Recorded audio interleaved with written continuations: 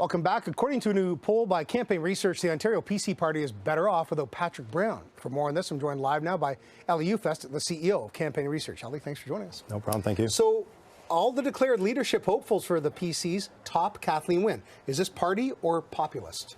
It's actually probably a little bit of both. So certainly the three potential candidates for the PC leadership, Doug Ford, Christine Elliott, and Caroline Mulroney, are garnering significantly more support than Patrick Brown did.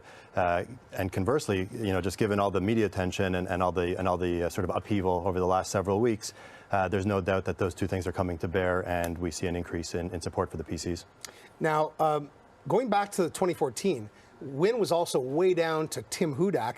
Her approval ratings have been, 20 or under for a couple of years now.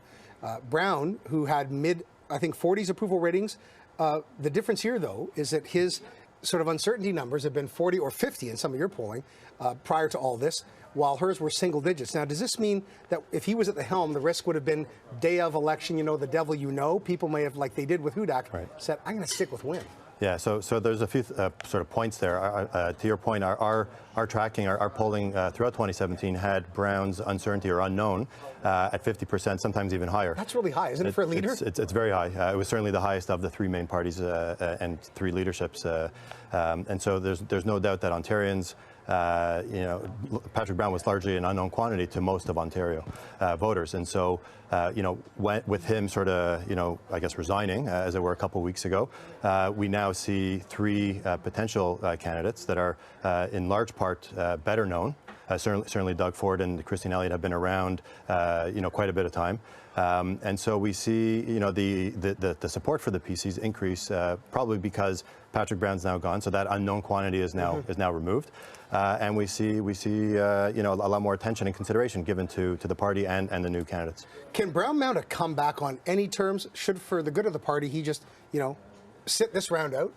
Do you think that's going to happen? The executive would like that to happen? Yeah, so I'm not sure what the executive likes. I don't speak on behalf of the executive. The way you see it. Yeah, I mean, it's quite tough. I've got to imagine it'll be quite tough for Patrick Brown to mount a comeback.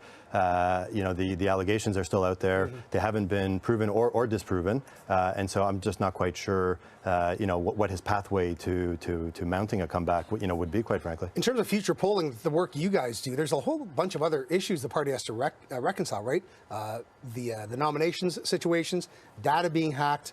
Is that all going to factor in as you go down the line, as we go closer to election? Right. So I think the good news for the three main leadership hopefuls is that all of that stuff was basically on Patrick Brown, and so whether or not there's issues with the voting irregularities or questionable finances or whatever, with Patrick Brown sort of taking the heat on most of it or all of it, and him now being gone, and the three main hopefuls really weren't anywhere to be found while all this stuff was happening.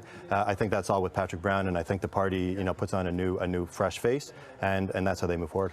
And there's a lot of buzz that the far right could try and kind of gaslight this whole thing. They've got a stake in this. Now that Brown's out, they'd like to see someone else in there, not those three.